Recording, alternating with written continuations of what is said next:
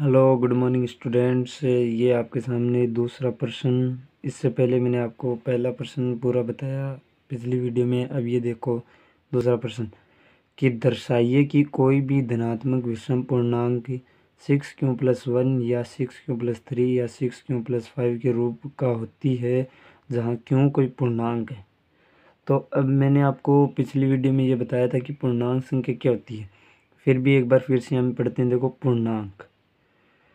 पूर्णांक संख्या को हम किससे लिखते हैं? जेड से लिखते हैं। और ये संख्या कौन सी होती है? देखो जैसे 1 2 3 4 5 6 7 8।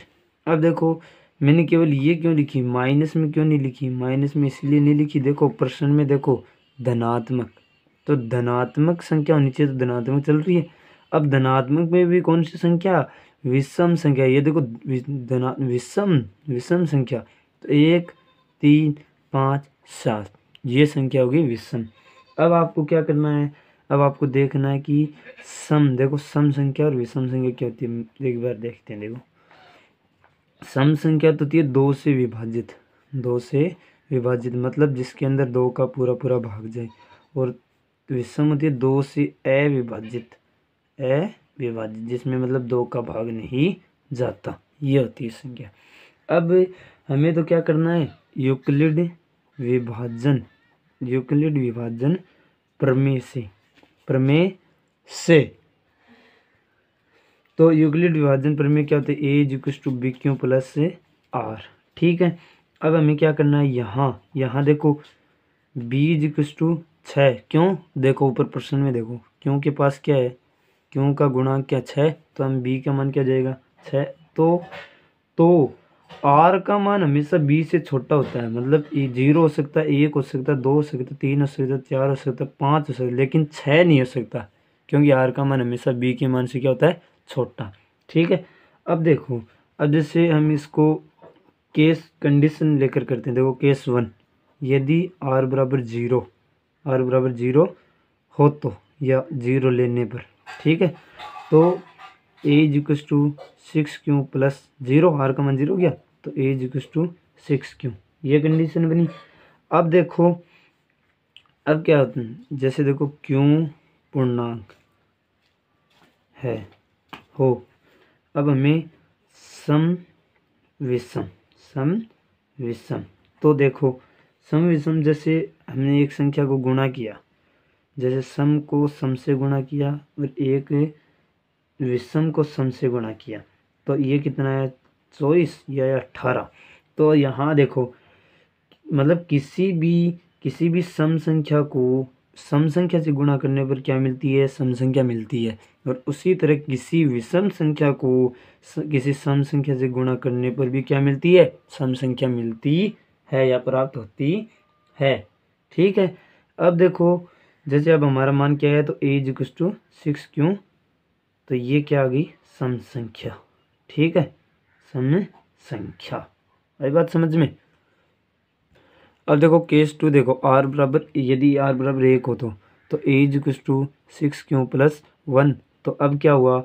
अब देखो जैसे ये सम है, ये विषम है, तो एक चीज़ और देखो, जैसे इधर साइड में जैसे सम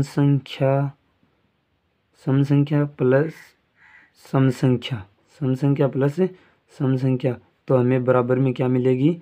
सम संख्या। मतलब जो सम संख्या जोड़ने पर सम संख्या मिलती है, लेकिन सम संख्या प्लस विषम संख्या तो हमें क्या मिलेगी? विषम संख्या मिलेगी, प्राप्त होगी। जैसे एक एग्जाम्पल इसका देखो, जैसे 4+2 मान लो तो 6 आया, लेकिन इसका देखो जैसे 2 प्लस विषम संख्या 3 तो कितना आया? 5, विषम संख्या मिल गई। तो यही बात है। अब देखो आगे, अर्थात अब हमें जैसे इसमें क्या हुआ? सम और विषम है, तो हमें क्या मिलेगी? a=6q+1। तो ये समीकरण 1 दे दो, और ये क्या होगी? विषम संख्या होगी। क्यों? क्योंकि सम संख्या प्लस विषम संख्या हमेशा क्या मिलती है? विषम संख्या ही मिलती है। ठीक है, ये हो गया आपका केस सेकंड। इसी तरह केस थर्ड, तो केस थर्ड देखो, यदि r=2 और बराबर 2, तो a is equal to 6q plus 2। तो इस बार क्या आया, सम संख्या दोनों सम संख्या है, तो ए इज इक्वल अर्थात 6q प्लस 2 समीकरण कितनी हो गई है, समीकरण 2। लेकिन इस बार क्या मिली, सम संख्या। इसी तरह केस 4, तो केस 4 में यदि r बराबर में क्या रखूँ 3, तो ए इज इक्वल टू क्या आया 6q प्लस 3, ये क्या आ गई विषम। तो इस बार क्या मिलेगी, सम और विषम क्या होगी, मतलब अर्थात a is equal to 6q plus 3 समीकरण 3, और इसको क्या होगी, ये क्या होगी विषम संख्या। आई बात समझ में। अब इसी तरह केस 5, तो केस 5 क्या होगा, यदि r बराबर 4 हो, तो 4 हो या 4 लेने पर, तो r is equal to 6q plus 4, तो ये भी सम संख्या, मतलब सेम ऊपर की कंडीशन चल रही है, एक स्टेप छोड़कर दूसरी स्टेप सेम ही, मतलब सम। तो a is equal to 6q plus 4। अब ये समीकरण 4 हो गई। अब समीकरण 4, तो अब ये क्या संख्या मिली हमें, सम संख्या। अब देखिए केस 6, यदि r बराबर 5 हो, तो a is equal to 6q plus 5। तो अब क्या हुआ, ये सम है, ये विषम है, तो सम और विषम ऊपर पहले भी कर चुके हैं हमें, तो क्या होगा, अर्थात a is equal to 6q plus 5 समीकरण कितनी 6, नहीं समीकरण 5, लेकिन मिली क्या हमें, विषम संख्या। अब देखो, तो हमें प्रश्न में यही था, प्रश्न में क्या था कि दर्शाइए कि कोई भी धनात्मक विषम पूर्णांक 6q, तो 6q प्लस 1 किस में आया था, समीकरण। तो हम ऐसे लिखेंगे, अतः समीकरण 1 व समीकरण 3 व समीकरण 5 से फिर हम क्या लिखेंगे, फिर प्रश्न की लाइन, कोई भी धनात्मक, ये प्रश्न में है, कोई भी धनात्मक विषम पूर्णांक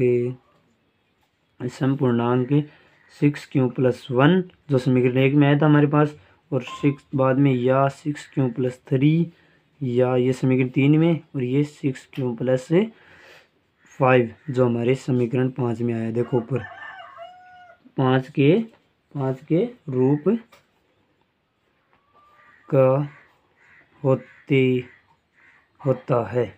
बस ये भाषा लिखनी ज़रूरी है, इसके नंबर होते हैं। तो ठीक है, थैंक यू। अगर वीडियो अच्छी लगी हो तो लाइक करना, सब्सक्राइब करना ना भूलें। इसके बाद नेक्स्ट क्वेश्चन अगली वीडियो में। थैंक यू, धन्यवाद।